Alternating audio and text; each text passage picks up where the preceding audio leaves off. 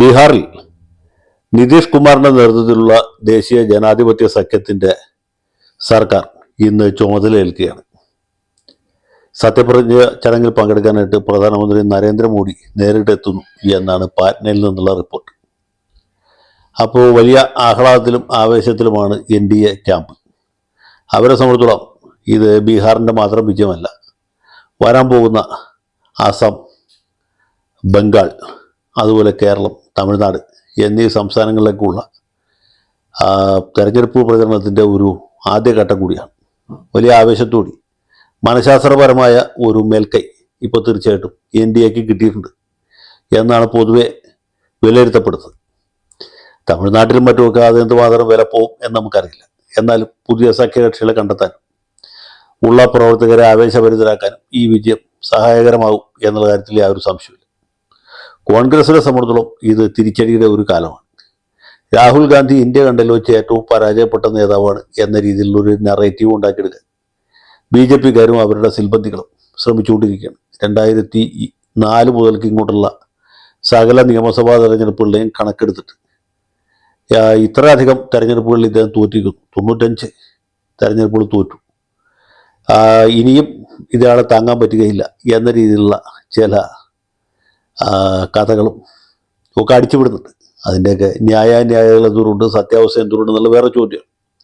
രാഹുൽ ഗാന്ധി തീരെ പോരാ എന്ന ഒരു അഭിപ്രായം സമാജ്വാദി പാർട്ടി നേതാവായിട്ടുള്ള അഖിലേഷ് യാദവ് പരസ്യമായിട്ടും മമതാ ബാനർജി ഭംഗ്യന്തരേണയും വ്യക്തമാക്കി കഴിഞ്ഞു. തേജസ്വി യാദവ് പോലും കോൺഗ്രസിൻ്റെ പെർഫോമൻസിൽ തീരെ തൃപ്തനല്ല. MK സ്റ്റാലിൻ അത് ഭംഗ്യന്തരേണ സൂചിപ്പിച്ചു, തുറന്നു പറഞ്ഞില്ല.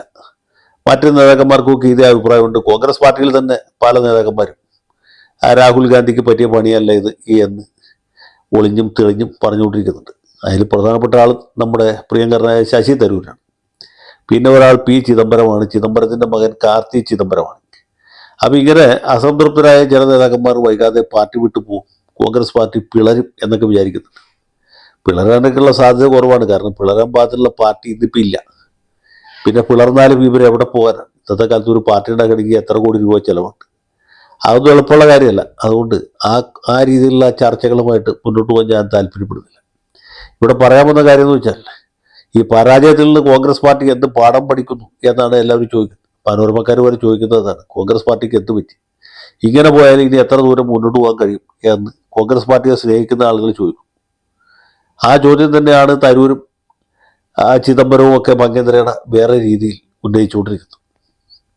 അപ്പം അതിനിടയിൽ ബീഹാറിലുണ്ടായ പരാജയത്തിന് ഉത്തരവാദികൾ എന്ന് കരുതപ്പെടുന്ന 43 നേതാക്കന്മാർക്ക് കോൺഗ്രസ് പാർട്ടി കാരണം കാണിക്കൽ നോട്ടീസ് കൊടുത്തിരിക്കുകയാണ്. നല്ല തമാശയായില്ലേ? കോൺഗ്രസ് പാർട്ടിയുടെ പരാജയത്തിന് കാരണം ഈ 43 നേതാക്കന്മാരാണ്. ഈ 43 പേരും വളരെ ഉഷാറായിട്ട് പ്രവർത്തിച്ചിരുന്നെങ്കിൽ, ഉന്മേഷത്തോടെ പ്രവർത്തിച്ചിരുന്നെങ്കിൽ കോൺഗ്രസ് പാർട്ടിക്ക് കണ്ണഞ്ചിക്കുന്ന വിജയം ഉണ്ടാകുമായിരുന്നു എന്നാണ് ഇവർ വിചാരിക്കുന്നത്. സത്യത്തിൽ ഇതിനേക്കാൾ വലിയ അസംബന്ധം വല്ലതും ഉണ്ട്. ബീഹാറിൽ എത്രയോ കാലമായിട്ട് കോൺഗ്രസ് പാർട്ടിയില്ല. പാർട്ടിയുടെ പെർഫോമൻസ് വളരെ ദയനീയമാണ്. ഇപ്പോൾ കിട്ടിയ 6 സീറ്റ് തന്നെ കിട്ടാനുള്ള ശക്തിയോ കെൽപ്പോ പാർട്ടിക്കില്ല. 6 തന്നെ ജയിച്ചത് രാഷ്ട്രീയ ജനതാദളിൻ്റെ ഔദാര്യം കൊണ്ട് മാത്രമാണ്, അതുകൊണ്ട് കോൺഗ്രസിൻ്റെ ശക്തി കൊണ്ടല്ല. അങ്ങനെ ഇരിക്കവേ ഈ 43 പേർക്ക് കാരണം കാണിക്കൽ നോട്ടീസ് കൊടുക്കും. ഇനി ഇവരുടെ ഭാഗത്ത് തെറ്റുണ്ട് എന്ന് കണ്ടുപിടിച്ച് ഇവരെ പാർട്ടിയിൽ നിന്ന് നടപടിയെടുത്ത് പുറത്താക്കുന്നു എന്ന് വിചാരിക്കാം. അതുകൊണ്ട് പാർട്ടിക്ക് എന്തെങ്കിലും ശക്തി പുതിയതായിട്ട് കിട്ടുമോ? പാർട്ടിയുടെ നഷ്ടപ്പെട്ടു പോയ ഊർജം തിരിച്ചു വരുമോ? പാർട്ടിയുടെ നഷ്ടപ്പെട്ടു പോയ വോട്ട് ബാങ്കുകൾ തിരിച്ചു വരുമോ? ഒന്നും ഉണ്ടാവില്ല. 43 പേരെ പുറത്താക്കിയാൽ 43 പേരും അവരുടെ ഭാര്യയും കുട്ടികളും ഒക്കെ കൂടി പാർട്ടിയിൽ നിന്ന് പുറത്താവും. അവർ വേറെ ഏതെങ്കിലും പാർട്ടിയിൽ പോകും എന്നല്ലാതെ ഉണ്ട്. നിലവിലുള്ള കോൺഗ്രസ് പാർട്ടിക്ക് പ്രത്യേകിച്ച് ഒരു നേട്ടമോ ഒരു മേന്മയോ ഉണ്ടാകാൻ പോകുന്നില്ല. അപ്പം ഇതുപോലും ചിന്തിക്കാൻ കഴിവില്ലാത്ത ആളുകളാണ് കോൺഗ്രസിൻ്റെ ഹൈക്കമാൻഡിൽ ഇരിക്കുന്നത് എന്ന് പറഞ്ഞാൽ പാർട്ടി ഇന്നിപ്പോൾ എത്തിയ പരിണതിയെക്കുറിച്ച് നമുക്ക് ഏകദേശം ഒരു ധാരണ കിട്ടും. അങ്ങനെ പാർട്ടിക്കകത്തും മുന്നണിക്കകത്തും ഒക്കെ ഒറ്റപ്പെട്ടു പോയ രാഹുൽ ഗാന്ധിയെ രക്ഷിക്കാനായിട്ട് ഇതിൽ പോസിറ്റീവായിട്ടുള്ള വശം ഇതാണ്. രാഹുൽ ഗാന്ധിയുടെ രക്ഷകനായിട്ട് ഒരാൾ അവതരിച്ചിരിക്കുന്നു. അതാരാണെന്ന് ചോദിച്ചാൽ ഇദ്ദേഹത്തിൻ്റെ സഹോദരിയുടെ ഭർത്താവ് റോബർട്ട് വാദ്രയാണ്. ഈ വാദ്ര നമുക്കറിയാം, UPA ഭരണകാലത്ത് ഏറ്റവും അധികം വിഭവ സമാഹരണം നടത്തിയ സമ്പന്നനായ ഒരാളാണ് വാദ്ര. വാദ്രയ്ക്ക് എവിടെയൊക്കെ വസ്തുവകളുണ്ടെന്ന് പുള്ളിക്ക് തന്നെ അറിയില്ല. ഇന്ത്യ രാജ്യത്ത് ഏറ്റവും അധികം വസ്തുവകകൾ കൈവശം വെച്ചിട്ടുള്ള ഒരു വ്യക്തി ആരാണെന്ന് ചോദിച്ചാൽ അത് വാദ്രയാണ്. കാരണം മൻമോഹൻ സിംഗ് രാജ്യം ഭരിച്ചിരുന്നപ്പോൾ ഭരണാധികാരം കൈയാളിരുന്നത് സോണിയാഗാന്ധിയാണ്. ഇടവും വലവും നിന്നിരുന്നത് പ്രിയങ്ക ഗാന്ധിയും രാഹുൽ ഗാന്ധിയുമാണ്. ഇവർ മൂന്ന് പേരും ഇങ്ങനെ ഭരണചക്രം തിരിച്ച് വിഷമിക്കുന്ന സമയത്ത് പ്രത്യേകിച്ച് ഒരു വിഷമവും ഇല്ലാതെ ഇഷ്ടംപോലെ ധനം സമ്പാദിച്ച ആളാണ് ആര്? നമ്മുടെ റോബർട്ട് വാദ്ര. ആ വാദ്രയ്ക്ക് അന്ന് മുതൽക്കേ ഒരു രാഷ്ട്രീയ മോഹമുണ്ട്. വെറുതെ റിയൽ എസ്റ്റേറ്റ് ബിസിനസ് നടത്തിയിട്ടോ അല്ലെങ്കിൽ ഊഹ കച്ചവടം നടത്തിയിട്ടോ കാശുണ്ടാക്കുന്നതിൽ പ്രത്യേകിച്ച് ഒരു ത്രില്ലില്ല. അതിനേക്കാൾ കൂടുതൽ പണം ഉണ്ടാക്കാൻ സാധ്യതയുള്ള ഒരു ഫീൽഡ് എന്ന് പറയുന്നത് രാഷ്ട്രീയമാണ്. അതുകൊണ്ട് പുള്ളിക്ക് രാഷ്ട്രീയത്തിൽ ഇറങ്ങണം, രാഷ്ട്രത്തെ സേവിക്കണം. രാഷ്ട്രത്തോടുള്ള സ്നേഹം കൊണ്ടാട്ടോ, പിന്നെ നമ്മളോടുള്ള സ്നേഹം കൊണ്ടും എന്നെ നിങ്ങളെ പോലുള്ള ആളുകളെ സേവിച്ച് ഇനിയും കൂടുതൽ സമ്പന്നനാകണം എന്നാണ് മൂപ്പലാൻ്റെ താല്പര്യം. അപ്പോൾ അങ്ങനെ ഒരു സാഹചര്യത്തിൽ പുള്ളി ഇപ്പോൾ രാഹുൽ ഗാന്ധിക്ക് പിന്തുണയുമായിട്ട് വന്നിരിക്കുകയാണ്. അദ്ദേഹം KC വേണുഗോപാൽ നേരത്തെ പറഞ്ഞ അതേ കാര്യം ആവർത്തിക്കും. പുള്ളി പറയുന്നതനുസരിച്ചാണെങ്കിൽ ബീഹാറിൽ നടന്നത് വോട്ട് ചോരിയാണ്. സ്വതന്ത്രമായിട്ടും സമഗ്രമായിട്ടും സത്യസന്ധമായിട്ടും തെരഞ്ഞെടുപ്പ് നടന്നതെങ്കിൽ കോൺഗ്രസ് രാഷ്ട്രീയ ജനതാദളും നയിക്കുന്ന മുന്നണി ബീഹാറിൽ അധികാരത്തിൽ വരുമായിരുന്നു.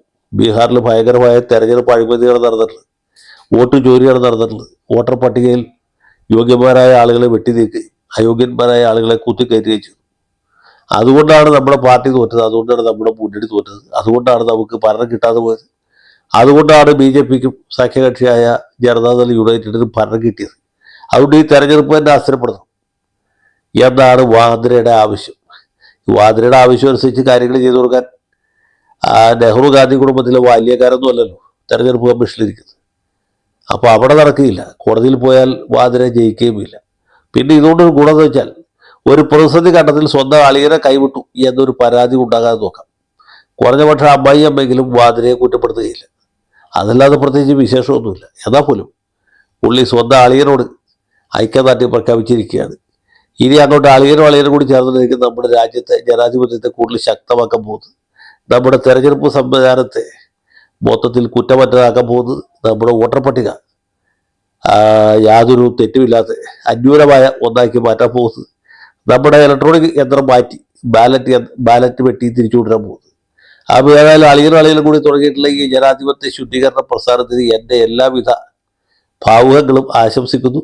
ഇവർക്ക് വമ്പിച്ച വിജയമുണ്ടാകട്ടെ, ജനാധിപത്യം വിജയിക്കട്ടെ, സോഷ്യലിസം നടപ്പാകട്ടെ, വാദ്രയുടെ സ്വത്ത് ഇനിയും വർദ്ധിക്കട്ടെ എന്ന് ആശംസിച്ചുകൊണ്ട് തൽക്കാലത്തേക്ക് നിർത്തുന്നു. Good bye.